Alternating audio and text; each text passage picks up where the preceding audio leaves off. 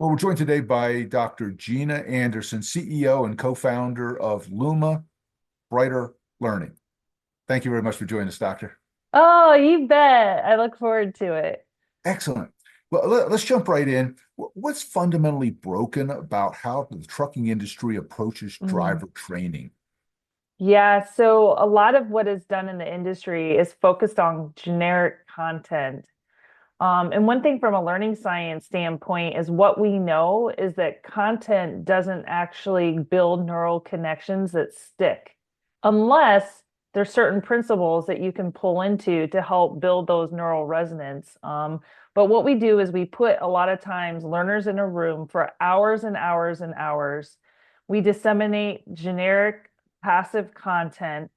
And you hear people say this all the time in safety, Doug. They say, well, I told them that they should remember it, but that's not how our brains work. And in fact, within the first hour of hearing content, most of us, many of us, will forget almost half of what we've heard in the first hour. There's so much research that shows this, and it's real. But we continue to do it, and it's not because anyone is meaning to do something that doesn't align with science. It's just that we don't know other ways. People aren't trained in this, in education or in learning science. Now, one of the big things is onboarding drivers. They come Mm. in and we provide training. Is there a way to individualize or analyze what those drivers need in terms of training, Gina? Yeah, so you definitely can do analysis before they even come in. You can ascertain their prior knowledge and what they already know.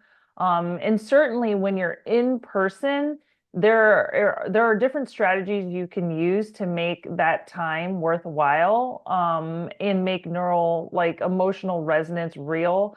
So you definitely can know that, but when you're disseminating a bunch of content over 3 days, they're never going to remember that. And I give a lot of different examples with what you can do with that, to be able to deliver it over time, just in time, when it's relevant and meaningful. And also, you have to make it relevant or authentic, and we can give examples, but definitely there's ways of assessing prior knowledge. There's different tools for different behavior indexes, for example, and also the knowledge that they already bring. We always assume that people are starting at the same baseline knowledge, but they don't, right? Some people have been in the industry for 30 years.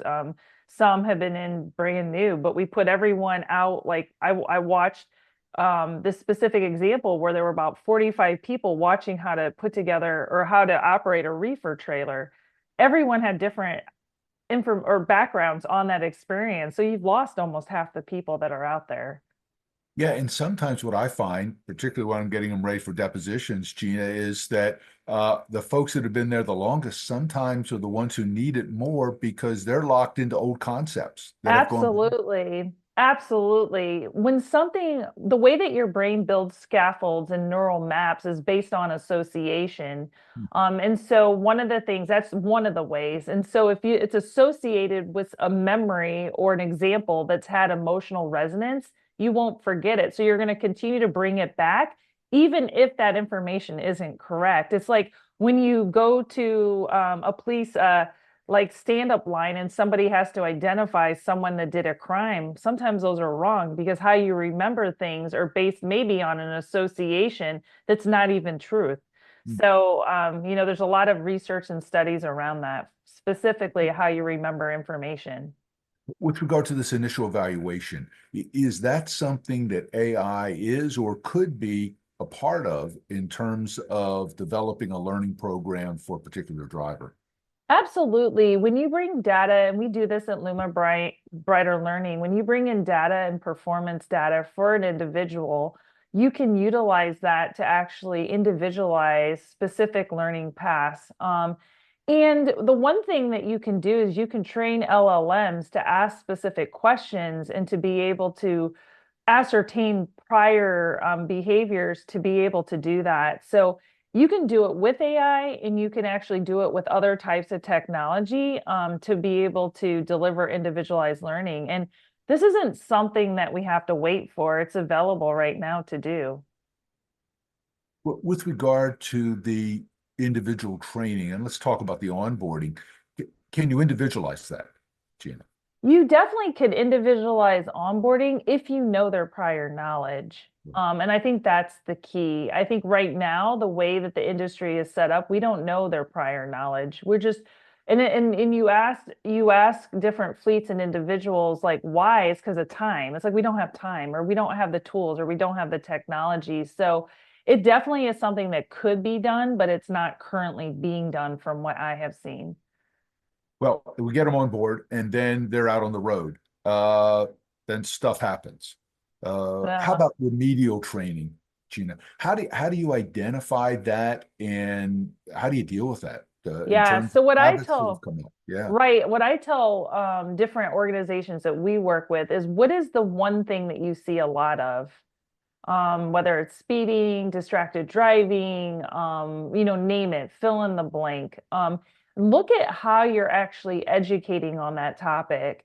And one thing you can do is really look at how you're building in learning science principles around that topic currently. What are you doing today? Are you offering in a repetitive way, seven plus or minus two times? Like, what are you doing with that? Are you just sending out a passive video telling people not to text and drive, for example? Everyone knows that. So that's not an effective way to train on that topic. You have to bring in motivational psychology and different avenues to be able to deliver that and build meaningful opportunity for that learner to engage in that topic. So the first thing I say is, how are you doing it now? Don't wait for that person to get in a fatal accident. I mean, to send out a training, like be proactive and see what you're doing today to deliver that. And I guarantee you, when I look at that, when you ask that question, they're probably not doing repetition.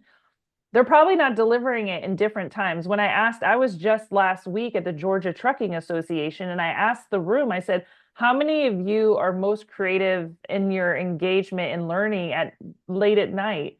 There were about 7 or 8 people. How many early in the morning? So we have to look at delivering educational opportunities, looking at when we're delivering it, how we're delivering it. Are you just doing generic videos? Or are you offering it in an immersive technology way, for example? And who you're delivering it, is everyone getting the same thing? And so there's ways of differentiating proactively before you have to actually do reactive training. Most of what we do is somebody speeds and we send them a video. Well, that's not going to be impactful. I mean, it doesn't work with neuroscience. Like they already know not to speed. Yeah. So sending them a video speeding is not going to stop them speeding. So you have to look at what you're doing currently to build that educational program. And that's what I'm passionate about, is helping fleets really look at their programs and deliver it different so that you can make an impact, so you can see reduction. We were just at our learning lab and we have a client, TransX, that said, Gina, this works. Like, doing repetition, doing authentic learning, doing it just in time, delivering it individualized, it works. And it's like, yeah, it does. But the problem is most people don't do that. Yeah, usually, and I think what you're referring to is what I see a lot. They check the box, but they Hmm. don't think in terms of getting the learning out there so it's effective on it. Absolutely. Let's check a box and say we sent a video on Yeah. speeding, but that's not gonna help them stop speeding. Hmm. And I saw on cheating, I did a little research. I saw you refer to micro learning, Yeah. particularly with regard to our drivers on the road. Excellent Mhm. concept. Can you expand on that, Gina? Yeah, so most people think of micro learning as little bits of content. So a lot of our competition, not even our competition, just in general, people say, "Well, I'm going to send out a short video." But really what micro learning involves is it is short, that is true, but the idea is it's more than content. It's really about connection. The first interaction mode for learning that most people don't even consider is learner to self. Learner to self is the most powerful interaction mode, and we don't train on it. And that's about mindfulness. It's really about getting learners to understand where they are in their thinking and awareness. Where are their minds when they're driving? Are they really focused on what they need to be, or are they thinking about going home and being away from their family? So, micro learning is all about not only learner to self connection, but learner to learner connection. In 2023, I did a research study, Doug, and I found that a lot of drivers are depressed. A lot of people are depressed. A lot of people want to learn about things like financial wellness and, caring for elderly parents. And so microlearning really is about tapping into all five interaction modes for learning to bring about presence so that we can change behaviors. This isn't just about content, it's really about connection. And microlearning, that's what most people miss. They think, okay, I'm going to shorten. Sure, our brains have cognitive limits. That's why we talk about the forgetting curve.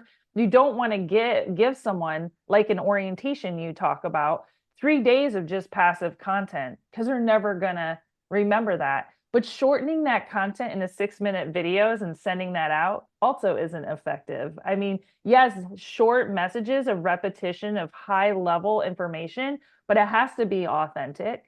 It has to be, and we can talk about authenticity and what that means. I actually did my doctoral research on that specific content because authenticity can mean different things, but you really need to think about microlearning as more than content. And that's truly what the industry is missing. Authenticity, doctor. You got me. What Well, what are we talking about on that? And how is that key to effective training as opposed to just training? Yeah, so if you think about drawing a circle around yourself, every single person, what's relevant in somebody's life, what's relevant in your life is going to be different of what's relevant today in my life. But as you work out that circle, I think about it visually as different layers. We have relevancy in our daily work. When you're going to go drive and you're going to go do a delivery at somebody's location, that is specific relevancy to you. That particular person, that customer, that location is authentic to that person. Now, if you're going to go do a delivery and it's a different location, that is different to you. So you see, everyone's authenticity and what's relevant to them is unique. And this is what's beautiful about not only AI, but authenticity in general. We can create, instead of sending a generic parking lot video to you, a generic video parking lot to me and saying, hey, y'all, be safe in the parking lot. Well, look, you and I both know that we need to be safe in a parking lot. But what we don't know is what the parking lot that you're going to go to and that I'm going to go to look like. So we can use technology, and this is what's beautiful, and this is why we built what we did. You can build authenticity, not only relevance to what is important to you, because we can determine that through surveys. What what is your level for readiness to change? We can determine that, and then we can drop a real just-in-time experience of a parking lot that you're going to go to, because that is an authentic learning experience, because now I know what motivates you. I know that you're on board to be safe and be attentive in that parking lot. You're going to go see the parking lot and you're going to be there. That experience from a learning science standpoint is impactful. Now, if the person isn't engaged and ready to learn, that's a whole different set of training opportunities for them. But that's what authenticity is. And it's unique. And the thing is, we can't assume that what's authentic to you is the same thing for me. So someone might say to me, Gina, I have a fleet of, I don't know, 18,000 people. Like, how in the world am I ever going to know what's authentic to each of them? And this is what's beautiful about technology, is we can use it to be able to determine what the experience should look like before AI. And now even with AI, we can aggregate the data to deliver that just in time. And I am like, this for me as a special educator from my very early in my careers, knowing that technology is kind of caught up with the philosophy of how we learn is just so impactful. AI is creating a whole new world in this regard, Gina. Absolutely. It is allowing, if it can make the right decisions, if you can train your model such that it understands and knows, it can help us really deliver that experience. This concept of just-in-time learning has been around since, the beginning of education. So this isn't a new concept. It's just the ability to be able to deliver it is enhanced today. And that's what we're doing at Luma Brighter Learning, is really looking at opportunities to be able to deliver this, not just with training videos, not just with in-cab videos that we have. It's truly understanding not only what we should deliver, and then how as an individual you can coach on that topic. because we talk about coaching, and that's also important to think about as we talk and we move forward to move people forward in their behaviors. Do you use technology, AI, or other means to assess outcomes then?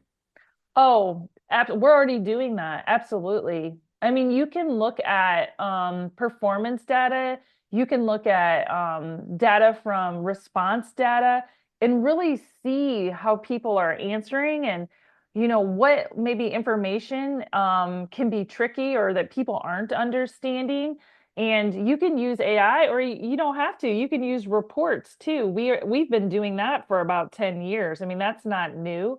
But it's being able a lot of data to be able to pull that together. Certainly, it can help with that for sure.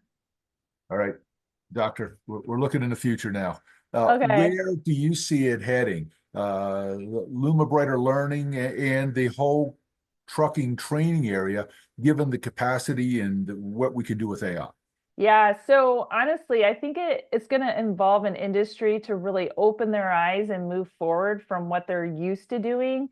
The technology has been there, but it's building an acceptance for individuals who are offering learning to be open to the idea that they have the tools and the opportunities to change behaviors in lives. I mean, this isn't marketing. This is real. This is the ability to actually help prevent nuclear crashes, help prevent somebody from, killing somebody. I mean, this is real. And education and learning it has the opportunity to do that with technology that can bring in and make informed decisions for you without you having to guess. Because right now we're waiting for accidents to happen and then we send out education. This is a different approach where you understand the person in the learning and you can reach them and be able to afford them authentic opportunities that are meaningful to them because right now it's just everyone's getting the same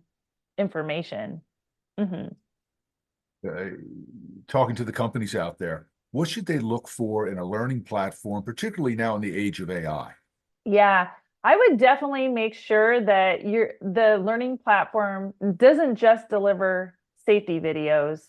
It has to reach into all five interaction modes for learning.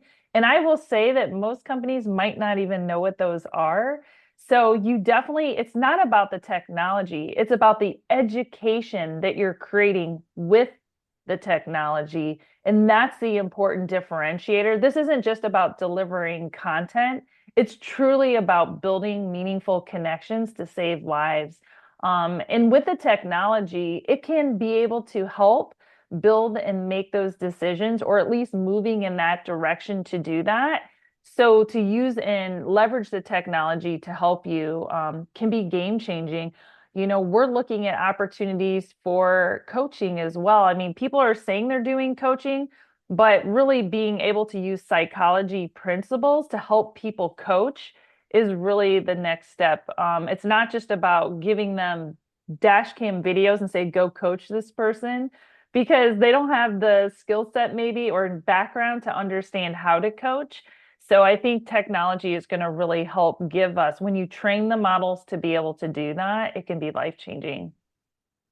And in terms of the education, what is the connection or dynamics between driver education and educating the coach? Yeah, And well, I say this every time I go out and speak. This isn't just about training the driver. This is about educating everybody. You have to have every single person at the organization understanding the value of learning. This is really truly about building a learning community more than just delivering content. And so when you talk about culture and safety culture, it really involves community, which means that it involves the coach too. So everyone really has to be on board with the idea of learning culture and learning community so that you can be safe all together. When you walk in and everyone is committed together, whether you use, bracelets, whether you use t-shirts, whether you use signatures or letters, however you bring people together to make that commitment for that learning community is critical because it's not just about the drivers, it's about everyone being on the same page. to support each other. We're talking to the folks in the C-suite now, Gina. What's the one thing they can do, should do tomorrow to get this going? Yeah. I mean, I would say they have to invest. I mean, they have to invest in the programs and the technology and people, Doug, a lot of times, and we're talking just a few dollars per learner. And the C-suite, they want to see ROI, they want to see the value of it. You can't place a value on a life. I mean, $8, $6, for whatever it is, it's dollars. And when you're going to spend money on education and learning, when it's done grounded in science and psychology, you'll see the ROI. You'll see the behavior changes. You're going to see the savings, the cost savings, because you're not going to be dealing with the verdicts. If you go, I'll give you an example. We had a client who had been doing check the box training, check the box. And they came to Luma and they did unfortunately go to court. They had a case and they got to show that they were doing authentic learning for the fleet, meaning they were delivering just-in-time training that was meaningful. And that reduction in cost for that court case from millions and millions of dollars down to $250,000. I mean, that was a savings that saved that fleet just because of their education and how they were delivering it in the different interaction modes. So that's what I would say. Yeah, you have to invest in it, but the backside investment is so much more savings. Hmm. Well, and they are already committing resources to it, just not Hmm. effectively. Absolutely. And you were talking about the courtroom. It is not just to have training, but to have what I call defensible training, training that's Hmm. worthwhile. To the Hmm. extent where, from your example, a company, instead of saying we check the box, can say, "I'm glad you asked that question." Absolutely. They're like, let me show you what we're Yeah, yeah. doing. So yeah, absolutely. Doctor, thank you so much. Oh, Greatly I appreciate love it. I love it. Learning is the seed of life. You have to invest and don't stop. It it. matters. Thank you, Doctor.